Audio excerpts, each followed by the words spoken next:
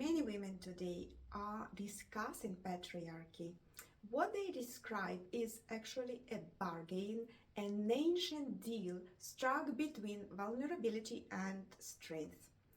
Women, being physically more vulnerable, accepted protection from men.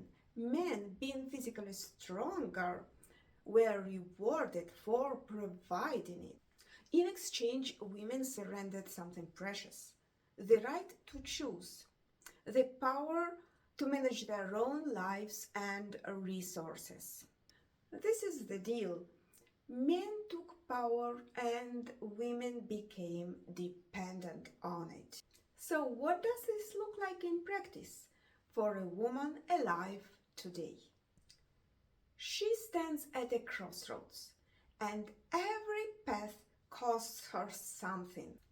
If she pours herself into a relationship built on the old model, she will shrink. She will compromise herself piece by piece until one day she looks in the mirror and does not recognize the woman looking back. If she chooses career instead, she is told, sometimes aloud, sometimes in whispers, that she is not fully woman, that she has chosen wrong, and that she will remain alone.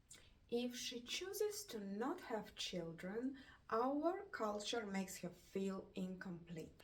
And if she chooses to dedicate her real time and energy to her creative gifts, her paintings, her writing, her music, the thing that makes her feel most alive, she's told that she's being selfish, that she's indulging herself, and there are other things that she should attend to. This is the wound, not just a bruise, but a deep structural wound. The women are told your inner life is a luxury that you have not earned. And here is what makes it so devastating. After years of being told to stay silent, to be a good girl, to let others speak first, to not take up space, we no longer need a system to silence us. We do it ourselves. Carl Gustav Jung gave a name for this. He called it the animus, the masculine principle within a woman's psyche. In its healthy form, the animus is a creative force, the inner knight, the inner architect, the brothers who will come to save her. But when a girl is raised under patriarchy, and especially when her mom, herself afraid, has passed down the message that she must obey in order to survive, then the animus curdles. It becomes the inner critic, the voice that says, "Who do you think you are?" It attacks every creative seed even before it will sprout. The voice that says, "Your idea is stupid, your painting is flawed, your desire to be seen is vanity." Now I want to take you somewhere that will surprise you. Because Marie-Louise von Franz, one of Jung's greatest interpreters, a woman of rigorous intellect, went here too. And I think she was right. The animus is not only a psychological metaphor.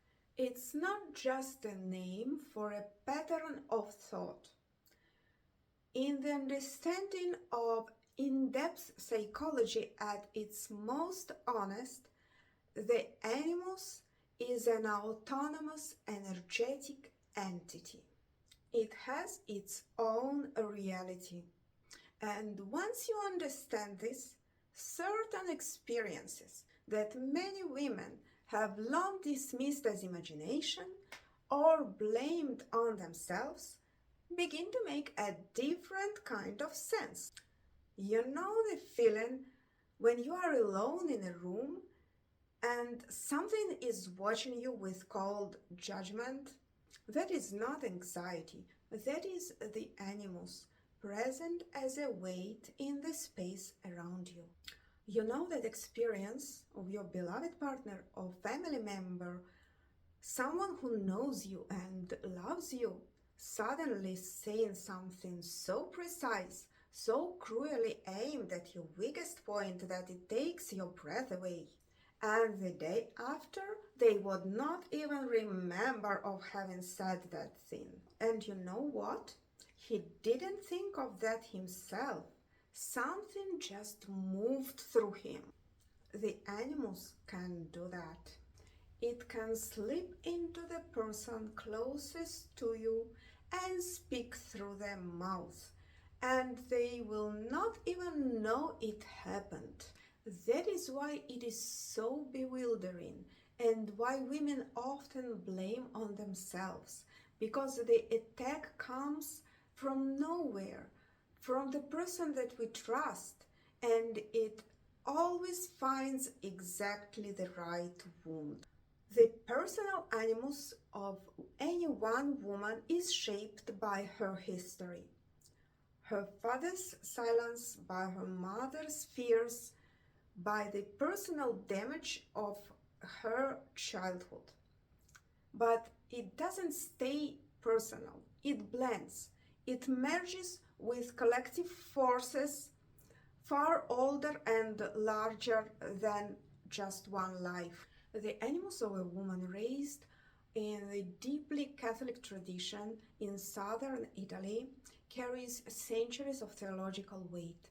The doctrine of female unworthiness, the cult of suffering, the sacred obligation to be small. The animus of a woman formed in post-Victorian English culture carries its own particular iron corset. They are not just social patterns. They have accumulated into something that has, as Jung would say, a numinous quality, something that exceeds rational explanation, something that borders on the sacred and the terrible at once. This entity has its own drive, its own obscure purposes. At its core, the animus is the expression of logos, pure thought, the principle of action, the force that organizes, structures, names, and divides. And here is the strange thing. He wants to understand us. The animus is drawn to human beings precisely because we have bodies. We feel and perceive. We live in a warm, embodied, irrational world that pure thought can never fully enter. He wants dialogue. He wants to come into relationship with us. But the language he speaks is different from our human language. He speaks in images. Dreams are his language. Symbols are his language. The cards of the tarot, the archetype that surfaces in a painting made in a state of deep attention, these are forms in which the animus can be met, recognized, and transformed from an attacker into an ally. If this resonates, stay close, hit follow, and come with me. This is why art practice, genuine symbolic art practice, not performance, not technique, is not a luxury for women. It is a form of negotiation with a very old and very powerful force. It is how we learn to speak with what has been silencing us. And it is how eventually we turn the energy that has been used against us into the creative power that sets us free. This is not a small psychological inconvenience. This voice, this entity, destroys marriages, destroys creative lives, silences whole communities of women. It turns women against each other, each trying to win approval from an inner judge who will never be satisfied. But awareness alone doesn't fix it. There are many women today mapping patriarchy with precision, and I'm very grateful for every one of them. But understanding the cage doesn't open it. What we need are the keys. The key, and this is the insight I have dedicated my entire life as an artist to, lies in the power of active creative imagination. This is a concept that Jung identified and his great woman followers, Marie-Louise from France and Barbara Hanna, developed with extraordinary depth. It is the capacity to give form to inner experiences, to paint it, to write it, to draw it into the light of consciousness. This is not about being talented. This is not about mastery of technique. This is about something far more fundamental. The ability of a woman to make contact with her own inner world and to give it a shape she can see and transform. The fairy tale of Bluebeard shows us exactly this. You know this story. A woman marries a powerful and sinister man who gives her the keys from his castle, and he forbids her to open one room. Of course, she opens it. She must. And inside she finds the bodies of his previous wives, all the feminine energy he has destroyed. He condemns her to death. But her brothers arrive in time. They kill him. She survives. Now, who are the brothers? In Jungian terms, they are the positive animus, the woman's own forces of reason, imagination, and courage. They are creative power given form. They are what happens when a woman stops colluding with the tyrant inside her and begins instead to cultivate that aspect of herself that thinks clearly, creates boldly, and acts with agency. Now I want to speak about something harder to put into words, something that I feel in my body when I paint. Women carry within them, as a biological and spiritual reality, a space of stillness. I call it the womb, but I mean it as a metaphor as much as an anatomy. It is the place in a woman's psyche that corresponds to what Jung called Eros, the principle of connection, of relatedness, of unconditional love. It is the place where men in their ceaseless outward motion are searching for. The anima, as Jung called it, the man's inner feminine, is that draws men toward women. They are looking for the place of stillness where something whole and healing lives. This is why meditation, contemplative practices, inner work have become so important in our time. We are starved for stillness. Art practice is the method. Not art as performance, not art as a product. Art as a daily discipline of sitting with your inner images and allowing them to speak. Painting symbols. Painting what rises from the depths. This is how the spark of unconditional love that lives within every woman beneath all the programming is ignited and kept alive. I want to bring you now to one of the most beautiful and devastating love stories ever written, Mikhail Bulgakov's The Master and Margarita. Bulgakov wrote this novel in the Soviet Union in the 1930s, when the system, both political and religious, had reached a new pitch of dysfunction. It's a novel about truth, about love, and about the courage to create against all odds. And at its center is a woman, Margarita. Margarita is not an ideal patriarchal woman. She is not compliant. She is not safe. She is a woman on fire with love, and not a sentimental one when her beloved, the master, is destroyed by the system. She does not simply grieve. She performs a descent into the abyss. She accepts the devil's invitation and enters the darkest possible territory.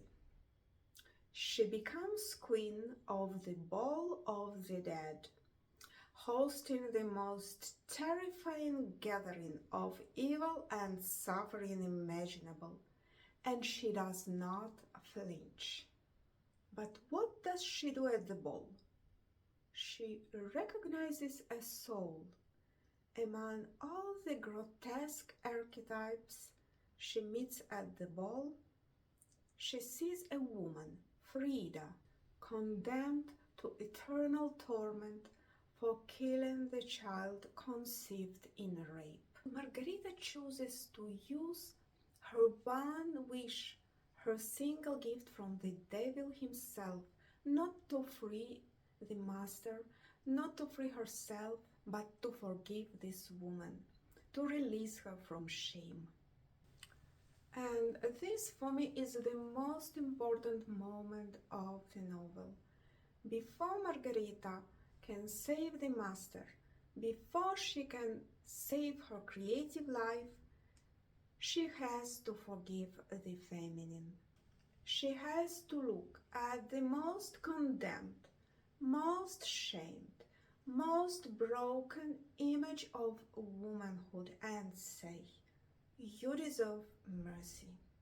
She has to heal her own inner woman before anything else can be healed.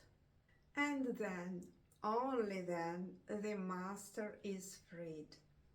Their love is given its eternal dimension.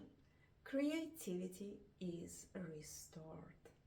This is what Bulgakov understood without even having read Jung, that the heroine's journey is not about conquering anything. It is about the courage to descend, to see, to forgive, and to love something what has been most broken.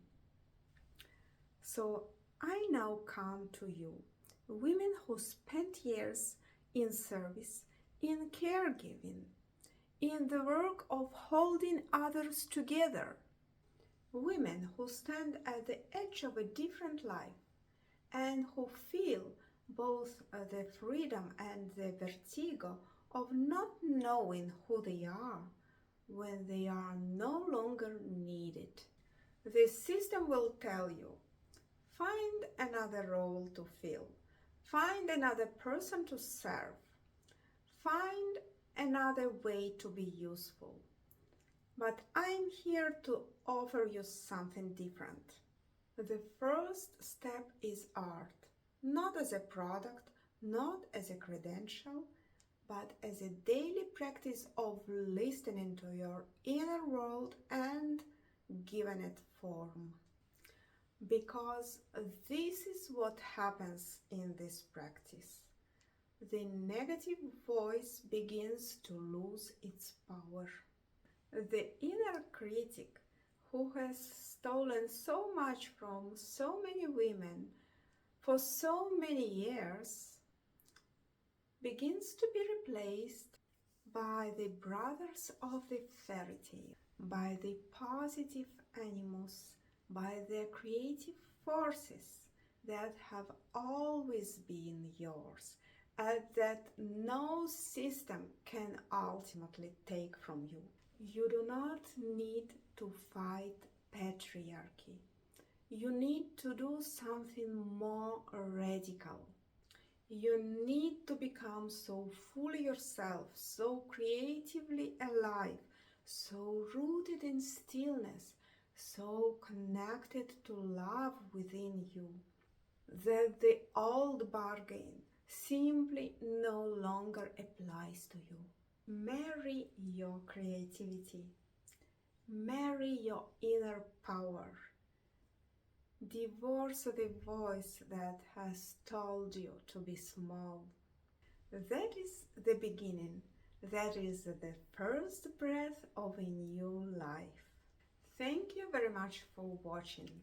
This is the work I have dedicated my life to. If it found you today, this is not an accident. Subscribe to the channel, leave me a comment, tell me what moved you, because the conversation is just beginning.